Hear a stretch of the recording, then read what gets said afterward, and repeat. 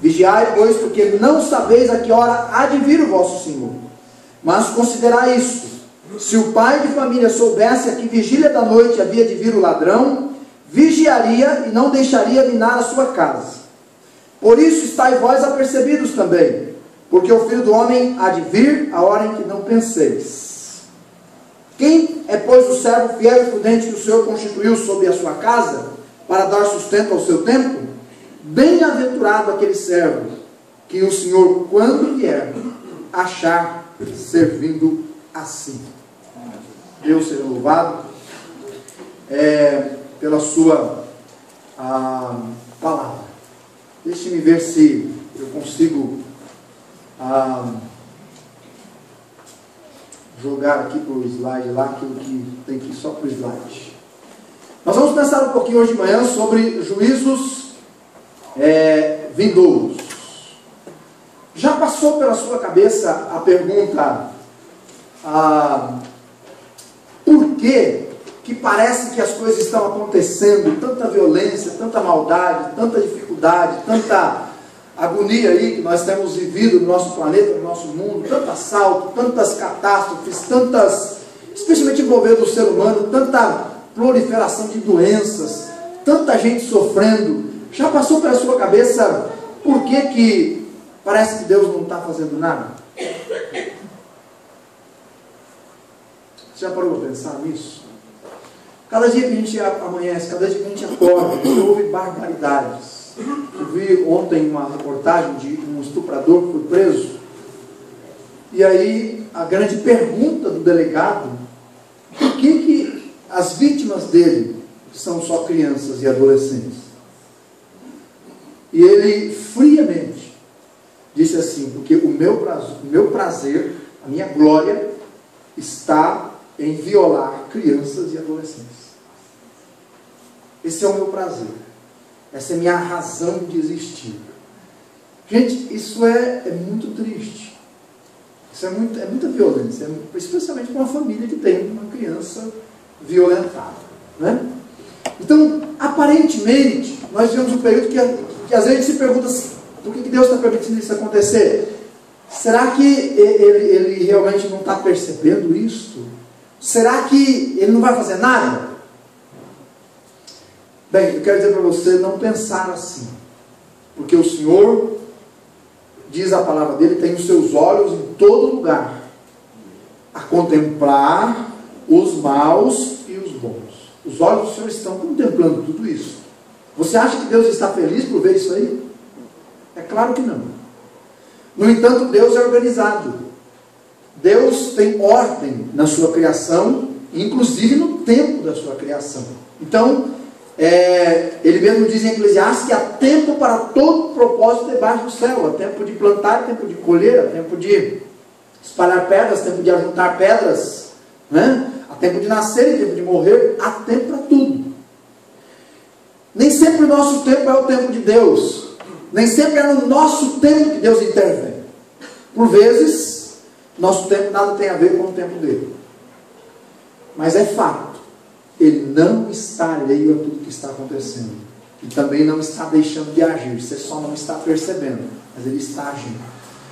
Nosso intuito hoje de manhã é ajudar que nós enxerguemos que vivemos em tempos denominados os fins dos tempos. Aliás, desde que Jesus foi para o céu, iniciou-se o período escatológico, os últimos dias. Nós só estamos vivendo uma intensificação desses últimos dias, que cremos estar chegando, então, o momento em que Jesus voltará para levar a sua igreja, não é? Para executar juízo e justiça, para estabelecer o seu reino e assim por diante. Estamos chegando neste tempo. E quanto mais que vemos que aquele dia se aproxima, maiores são as lutas, as dificuldades, os problemas, não é? Que vão surgindo, até porque o mundo vai ter que clamar por um libertador mundial, que será o anticristo, não é? E tudo isso faz parte do propósito de Deus para revelar-se e também para revelar os seus neste mundo. Uma das coisas que vai acontecer são os juízos de Deus sobre o mundo. Mas por que você e eu podemos ter certeza de que esta geração, este mundo não vai passar ileso? Porque os juízos são verdadeiros e são bíblicos. Mas de onde vem a nossa segurança? Então eu queria pensar com você que a nossa segurança, em primeiro lugar, vem dos juízos que Deus já executou no passado e dos juízos que Deus tem executado no presente. Então aquilo que Deus já fez, aquilo que Deus está fazendo, garantem para nós, carimbam a realidade de que aquilo que está por vir vai acontecer. Nenhuma palavra da boca de Deus cai por terra. Tito 1:2 claramente diz: o Deus que não pode mentir. Ele não pode mentir, ele não mente. E os próprios acontecimentos do passado e do presente garantem que os acontecimentos previstos no futuro, eles se realizarão. Primeiramente, vejamos então, que juízo no passado Deus já executou. Deixe-me citar alguns. Primeiro, o juízo que Deus executou lá no próprio céu. Diz a Escritura que a primeira criação de Deus são os anjos. É a primeira criação do Senhor. São os anjos que viviam com Ele, não é? Ezequiel capítulo 28 e Isaías capítulo 14 nos dizem isso. Eu não vou ler os dois textos, eles são paralelos, mas eu vou ler Ezequiel 28. Aqueles anjos que Deus havia criado eram anjos perfeitos, por assim dizer, mas a Bíblia diz que eles eram livres. E olha o que Ezequiel capítulo 28 nos declara que aconteceu então. Se você quiser acompanhar a leitura, é só abrir a sua Bíblia, senão você pode ouvir. Ezequiel 28:14 diz assim de um dos anjos: tu eras querubim ungido para proteger e eu te estabeleci. No monte santo de Deus estava, no meio das pedras afogueadas andavas. Versículo 15: perfeito eras nos teus caminhos, desde o dia que foste criado, até que se achou pecado em ti. Na multidão do teu comércio se encheu o teu interior de violência, e pecaste, pelo que te lançarei profanado do monte de Deus, e te farei perecer, ó querubim protetor, entre as pedras afogueadas.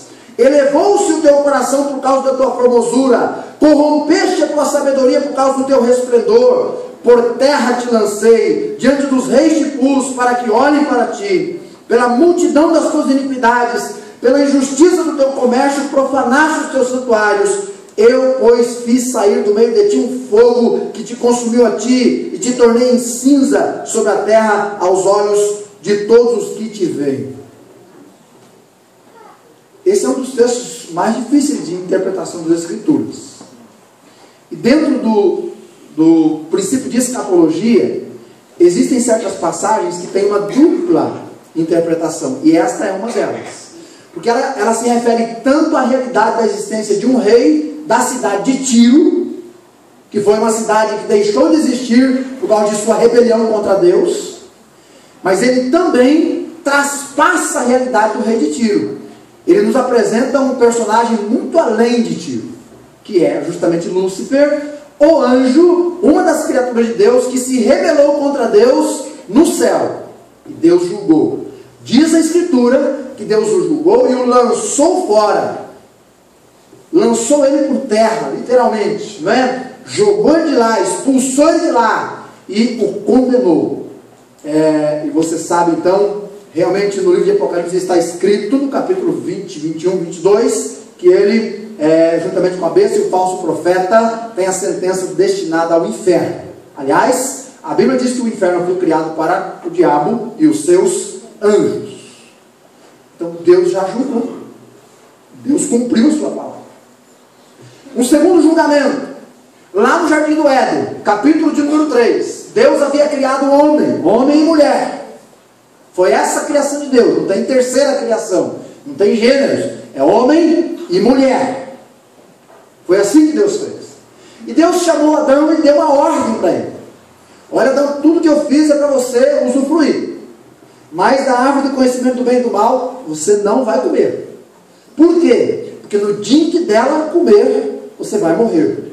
E a linguagem original, ela é rica, ela diz assim: no dia que dela você comer, morrendo, você vai morrer. Tanto significa que você vai ser separado de mim, Deus falando, quanto você vai ser um mortal fisicamente.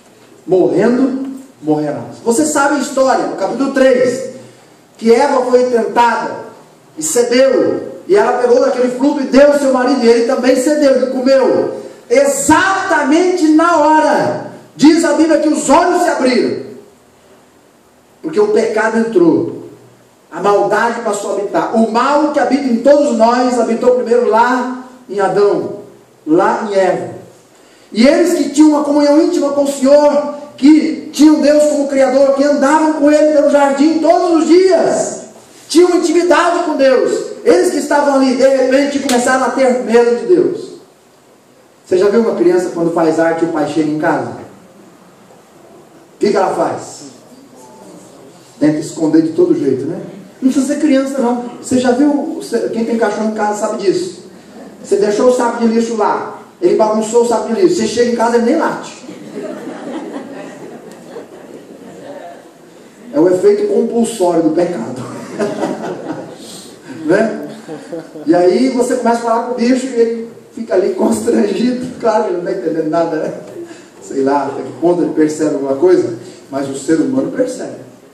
Ele tenta enganar, tenta esconder, tenta fugir. Exatamente o que Adão e Eva fizeram. Mas Deus chamou Adão: onde é que você está? Por que você está escondendo de mim? Você comeu daquilo que eu disse para não comer? E eles haviam pecado contra Deus e passaram a ser fugitivos, passaram a se esconder de Deus. Deus chamou eles e sentenciou Adão, sentenciou Eva, sentenciou a serpente e amaldiçoou a terra. Deus julgou o pecado. Está escrito em Romanos 5,12: como por um homem entrou o pecado no mundo, pelo pecado a morte. A morte é o julgamento aí, irmãos. Pelo pecado a morte. A morte passou a todos os homens, porque todos pecaram. Percebe? O cemitério é uma das maiores provas de que Deus não brinca com a sua palavra. Ele julgou, sentenciou, e você e eu nos tornamos mortais, pecadores. O juiz de Deus. O juízo nos dias de Noé. Você sabe que logo de 2000 anos depois, mais ou menos, de Adão e Eva, vem Noé. E aí na época de Noé o pecado tinha tomado uma proporção tão grande, a contaminação era tão poderosa, que Deus lá no céu fez uma reunião, uma trindade, o Pai, o Filho e o Espírito Santo. Eles olharam aqui para a terra e disseram: olha, a maldade no coração do homem é muito grande e é contínua. Nós vamos destruir essa geração. Apenas Noé e a sua família acharam graça diante de Deus. Irmãos, acredite você ou não, haviam bilhões de pessoas na terra já. Acreditando ou não, esse é o fato. Milhões, bilhões de pessoas. A terra tinha muita gente na terra, mas muita gente mesmo. Mas só Noé e a sua família acharam graça. E Deus julgou aquele pecado. Deus disse para Noé: olha, eu vou mandar um dilúvio sobre a terra, porque o homem é mau continuamente. E você pega a sua família, construa uma arca, coloca essa família dentro da arca, coloque um par dos animais imundos e 7 pares de animais limpos, coloque dentro da arca, porque eu vou julgar a terra, vou mandar um dilúvio, vai inundar tudo isso aqui de água. E Noé, obedientemente, durante muitos anos, foi construindo a arca, e ele era zombado, e ele era criticado, e ele era desacreditado, e ele era tido como um louco. Mas chegou um dia que Deus disse para Noé: entra Noé dentro da arca. E ele entrou. E Deus mesmo fechou a porta por fora. E o juízo veio sobre o mundo. E toda aquela geração, com exceção de Noé, pereceu. Sabe por quê? Porque Deus vela pela sua palavra para cumprir. Juízo de Deus que já aconteceram. O juízo na crucificação de Cristo. Quando o Senhor Jesus veio ao mundo, Ele foi o único homem que nasceu para morrer. Realmente. Ele veio para dar a sua vida em resgate. Por que Jesus morreu na cruz? Porque Romanos 6,23 claramente diz: o salário do pecado é a morte. Jesus é o Filho de Deus, Ele desceu do céu, viveu entre nós, pecadores, não sendo um pecador. Se havia alguém que não merecia levar aquela cruz, irmãos, esse alguém é Cristo. Se havia alguém nesse mundo que não merecia aquela coroa de espinhos, esse alguém é Cristo. Se havia alguém que não merecia aqueles chicotes, Esse alguém é Cristo. Se havia alguém que não merecia ser coberto de cuspe, de desprezo, de afronta, esse alguém é Cristo. Porque ele era justo. Tudo aquilo que merecia era ele. Era você. Ele não merecia. Mas a Bíblia diz que ele se fez pecado em nosso lugar. Escute, isso é muito sério. Para você viver, ele morreu. Ele se entregou. E sabe, isso foi uma prova de amor. A maior prova que alguém pode dar por uma outra pessoa. Romanos 5,8 claramente diz: Deus prova o seu amor para conosco pelo fato de ter dado Cristo por nós, sendo nós ainda pecadores.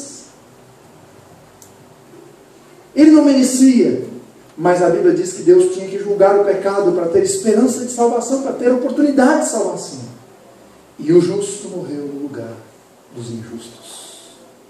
Por que você acha que quando Jesus disse assim: Pai, terminei, nas tuas mãos eu entrego meu espírito, e curvou a cabeça e morreu? Por que você acha que naquela hora, diz a Escritura, que houve uma ventania tremenda, o céu se escureceu, as pessoas ficaram agitadas naquele momento negro da história? Por que você acha? Irmãos, até a criação, sem nenhuma sombra de dúvidas, até a criação ficou talvez envergonhada do que nós fizemos com o Salvador. Nosso pecado caiu na conta de um justo, para que nós pudéssemos receber na nossa conta o perdão, a justificação. Era o juízo de Deus caindo lá. Olha, 2 Coríntios 5,21 diz isso. Isaías 53 descreve isso. E Gálatas 3,13 diz que maldito é aquele que é pendurado no madeiro. E Jesus foi feito maldição por nós. Caiu sobre ele o castigo que devia cair sobre mim e sobre você. Deus julgou o pecado. Agora, olha que coisa maravilhosa. Por que uma pessoa hoje, quando se arrepende dos seus pecados e crê em Jesus, pode ter a vida eterna e o perdão? Porque quando ela crê em Jesus como Salvador, olha só o que Deus fez, que coisa maravilhosa. Quando ela crê em Jesus como Salvador, é como se ela fosse pregada na cruz. E o pecado julgado, literalmente, satisfazendo a exigência de Deus, e ela depois descesse da cruz limpa, por causa do sangue poderoso de Jesus Cristo. Deus tem julgado e fez isso lá no céu com Lúcifer, no Éden com Adão, nos dias de Noé, na crucificação. Agora deixe-me dizer umas duas coisas. Deus tem operado o seu juízo todos os dias, porque João 3,36 diz assim: quem nele crê não é condenado. Preste atenção agora. Mas quem não crê já está debaixo de condenação. A ira de Deus permanece sobre aquela vida. Então note, o juízo de Deus está acontecendo todo dia. Todo dia. Cada dia. Um dia após o outro. O juízo da condenação dos que não creem está aí em andamento, acontecendo. E Romanos 1, do 18 ao 32, fala de um outro juízo que está acontecendo. É o juízo sobre os que viram as costas para Deus e a sua palavra. Talvez você pense assim: mas fulano foi tanto tempo crente, de repente deixou os caminhos do Senhor, virou as costas para Deus e nada acontece com ele. Não, você está errado. Tua visão está errada. Você não está conhecendo o que a Bíblia diz. A minha Bíblia diz, a sua Bíblia também diz, em Romanos 1, 18, 32, que quando uma pessoa ouve de Deus, tem conhecimento de Deus, sabe de Deus, sabe o que é certo, sabe o que é errado, sabe qual é o caminho a seguir, e ela diz assim: Deus, olha, esse caminho aí pode ser bom para o Senhor, pode ser bom para algumas pessoas, mas para mim não vale nada. Então ela pisa o sangue de Cristo, ela vira as costas para o caminho de Deus, ela diz: Deus, o meu caminho é melhor, aquilo que eu faço, aquilo que eu penso, aquilo que eu sei é melhor do que aquilo que o Senhor sabe. Romanos diz que quando a pessoa vira as costas para Deus, o juiz de Deus é assim: você quer ir embora? Lembra do pai do filho pródigo? Você é sábio? Você é capaz? O teu caminho é melhor que o meu? A porta larga é a que te dá mais prazer? Então Deus julga assim hoje, nesse presente momento. Deus diz assim: então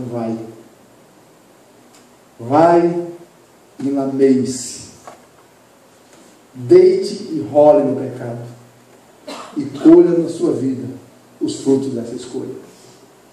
É por isso que você vê dezenas de pessoas tão afundadas na lama, tão envolvidas com o pecado, que um dia viraram as costas para Deus e vão colher os frutos amargos dessa decisão. Porque é juízo de Deus. Deus os entregou a um comportamento vergonhoso.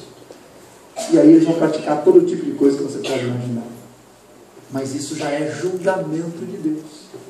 Já é Deus operando. Então preste atenção, os juízos do passado apontam para os juízos do presente. O meu tempo está bem curtinho agora, mas eu tenho que afirmar bem esse alicerce aqui.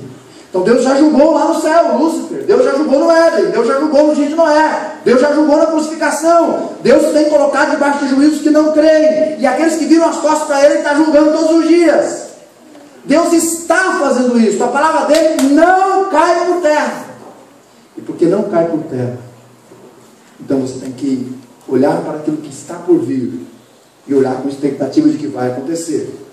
Olha, Deus não está morto e nem dormindo, irmãos, como alguns pensam. O Eclesiastes 11:9 diz assim: alegra-te, jovem, na tua mocidade, e recreie-se o teu coração nos dias da tua juventude. Anda pelos caminhos que agradam aos teus olhos e satisfazem o teu coração. Sabe, porém, disso, que de cada um deles Deus te pedirá contas. Também está escrito em Eclesiastes 12:1: lembra-te do teu Criador nos dias da tua mocidade. Anda pelos caminhos que agradam o seu coração e satisfazem os teus olhos, antes que venham os maus dias e cheguem os anos nos quais você vai dizer: eu não tenho esses prazeres. Porque eles vão chegar. E ele escreveu ainda em Eclesiastes 12:13 e 14: de tudo que se tem ouvido, o fim é: teme a Deus e guarde os mandamentos. Esse é o dever de todo homem. Porque Deus há de trazer a juízo toda obra e até tudo que está encoberto, quer seja bom, quer seja mal. Irmão, qualquer coisa que uma pessoa fez tentando esconder de Deus, um dia Ele vai trazer a juízo. Um dia Ele vai fazer aquele exame nas contas, na vida, vai trazer a juízo. Quem está em Cristo, seu pecado foi julgado na cruz, mas quem não está, Deus vai trazer juízo. Há juízos por vir. É melhor nós acreditarmos, não é? É melhor. Que juízos que estão por vir? Agora eu vou ser mais objetivo, por causa do nosso tempo. Primeiro, o juízo por ocasião do arrebatamento. Mas o que é o arrebatamento? O arrebatamento é uma promessa de Jesus. Jesus disse assim: eu vou preparar um lugar, quando estiver preparado eu volto e levo vocês para mim. Isso é o arrebatamento, a retirada daqueles que creram para estar com Jesus. Mas será que isso vai acontecer? Enoque já foi arrebatado, Elias já foi levado para o céu em vida, e Jesus saiu do meio dos discípulos, não é? E subiu do meio deles ao céu. E aí dois varões, que podem ser Moisés e Elias, né? Como disse o pastor José Infante, ou anjos, não sei, e eles disseram: olha, por que vocês estão olhando para as alturas? Esse Jesus que dentre vós foi assunto ao céu, há de vir como vocês o viram ir. Então o arrebatamento é a promessa de que Jesus vem para levar os que creem nele para estar com ele. Olha, naquele dia, Lucas 17:30-36, que é paralelo a Mateus, que nós lemos, diz assim: os crentes subirão. Você é crente em Jesus? Você subirá. Os crentes estarão livres deste mundo mau, mas o que não crê ficará. Por isso que lá no texto diz assim: dois vão estar no campo trabalhando, um será tirado, outro deixado. Os descrentes enfrentarão a tribulação, 7 anos de dores horríveis deste mundo. Os descrentes, diz Daniel 12, sofrerão horrores. Horrores. Porque o juízo por ocasião do arrebatamento é: ele vai tirar o que creu e vai deixar o que não creu. Isso é juízo de Deus. Segundo juízo que está por vir, o juízo da nação de Israel na tribulação. Jeremias 30, versículo 7 diz assim: porque aquele dia é tão grande que não houve outro semelhante. É um tempo de angústia para Jacó, e Jacó, você sabe, é Israel. Então, naquele período de 7 anos, depois que a igreja tivesse sido levada para o céu aqui na terra, 7 anos de juízo, 7 anos de dor, 7 anos de sofrimento, um tempo como nunca houve antes, aonde sangue vai correr como se fosse enxurrada nas calçadas. Gente, aquilo vai ser tão triste, que Apocalipse diz que muita gente, de tanto horror, vai procurar a morte, vai tentar tirar a própria vida. Sabe o que vai acontecer com elas? A morte vai fugir delas. A morte vai dizer: não apela para mim agora não. Você fez, você aguenta. Já pensou? É o que Apocalipse diz. Terceiro juízo por vir, o julgamento da grande Babilônia. Apocalipse 18 e 19. Mas o que é a grande Babilônia? A grande Babilônia é a representante do sistema religioso ecumênico, onde Cristo ficou do lado de fora. Sabe aquele versículo Apocalipse 3:20? Eis que estou à porta e bato. Se alguém ouvir a minha voz e abrir a porta, eu entrarei em sua casa, cearei com ele, ele comigo. Sabe aquele versículo? Não é para você, em primeira instância, não é falando com o pecador, não. O pecador está lá, Jesus está batendo na porta, e se ele não abrir, não é essa a primeira aplicação do texto de jeito nenhum. A própria igreja, a própria denominação, dizendo-se igreja, ficou tão cheia de si, tão cheia de coisas, tão cheia de eventos, tão cheia de atividades, que deixou Cristo do lado de fora. Ele está falando para a própria igreja. Grande Babilônia do Apocalipse é um sistema religioso onde Cristo não está dentro. Várias hipóteses denominacionais já foram levantadas: romanismo, muçulmanos, etc. Tantas. Eu não sei qual será a grande Babilônia. Eu não posso afirmar, realmente. Mas uma coisa eu sei: Cristo está do lado de fora e ela vai cair. Esse império mundial religioso vai cair. É o julgamento de Deus. O julgamento de Satanás, a besta e o falso profeta. Na verdade, o julgamento de Satanás é a simples aplicação da sentença final. Lá em Apocalipse 20, do 7 ao 10, diz claramente: e o diabo que os enganava foi lançado no lago de fogo e enxofre, onde está a besta e o falso profeta, e de dia e de noite serão atormentados para todo sempre. Então você pode pensar assim, né? O diabo passou ileso, a besta passou ilesa, os homens passam ilesos. Estamos enganados e pensamos assim. No tempo de Deus, o juízo virá, conforme diz o versículo de número 10. E o juízo final, Apocalipse 20, do 11 ao 15. Aquele texto é maravilhoso. E lá ele diz no versículo 12: e vi os mortos, grandes e pequenos, que estavam diante do trono, e abriram-se os livros, e abriu-se outro livro, que é o livro da vida, e os mortos foram julgados pelas coisas que estavam escritas nos livros, segundo as suas obras. Então preste atenção: no juízo final não vai ter nenhum cristão verdadeiro. Graças a Deus. Nosso pecado foi julgado na cruz, nós vamos passar pelo tribunal de Cristo para a recompensa. Mas no juízo final não tem nenhum crente. Porque, preste atenção que o versículo diz assim: e vi os mortos. Aqui não é morto simplesmente fisicamente. Morto é aquele que não creu em Jesus como Salvador, que nunca teve vida eterna. Esses foram chamados um a um no juízo final, para receber a sentença de condenação eterna. Mas o que tem o nome no livro da vida diz, não é? Abriu-se outro livro que é o livro da vida. Esses são diferentes. Só foram julgados, preste atenção no versículo, os mortos que tinham as suas obras escritas no livro de obras. Então, é muito clara a distinção aí. Aquele que creu em Jesus tem o nome no livro da vida, não vai no juízo final. Mas aquele que não creu em Jesus e viveu a vida praticando boas obras para ser salvo, essas obras foram acumuladas, mas não para pesar, para ver quem é que ia e quem é que não ia, para ser a própria prova contra a pessoa de que o que ela fez foi insuficiente. Não valeu. O que valia era a obra de Jesus. Juízo final. Vamos terminar. Quero fazer uma pequena reflexão com você de 3 minutos. Bem rapidinho. Sabendo que Deus já executou juízos, sabendo que Deus tem executado no presente julgamentos, e sabendo que Ele tem declarado na sua palavra os julgamentos que estão por vir, quero convidar você a pensar em 3 coisas. Primeira delas, olhe para o seu próprio coração. Olhe para dentro de você mesmo. Para dentro de você mesmo. Avalie-se a si mesmo. E pergunte-se: qual é a minha real situação diante do meu Criador? Foi Deus que te criou. Você não é fruto de uma explosão cósmica, não. Você não é fruto de uma evolução. Você é criação de Deus. Ele te fez a imagem e semelhança dele. Qual é a sua situação diante dele? Durante esse período de vida, você já entendeu que Ele é o Criador e que você é pecador e que você precisa de Jesus Cristo como seu Salvador para perdoar teus pecados? Você já encontrou-se aos pés da cruz, arrependido, crendo em Jesus como seu Senhor, seu Deus de verdade? João 5,24 diz: aquele que ouve minha palavra, e crê naquele que me enviou, não entra em condenação, mas passou da morte para a vida.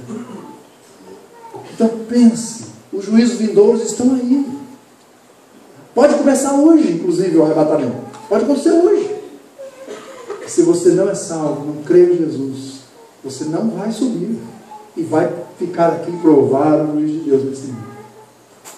Segunda reflexão que eu quero fazer com você é a seguinte: faça uma avaliação honesta de si mesmo como salvo, se você já é crente em Jesus. Pergunte-se, como salvo, afinal de contas, se eu sou crente em Jesus, para quem é que eu tenho vivido? Para quem que eu tenho vivido, afinal de contas, se eu sou crente? A quem tenho servido? Irmãos, na minha vida cristã eu tenho aprendido que todos os dias os desejos do nosso coração nos convidam a nos prostrarmos diante deles e os adorá-los. Os desejos do nosso coração são os piores ídolos que podem tirar os nossos olhos de Deus e colocar aqui neste mundo em nós mesmos.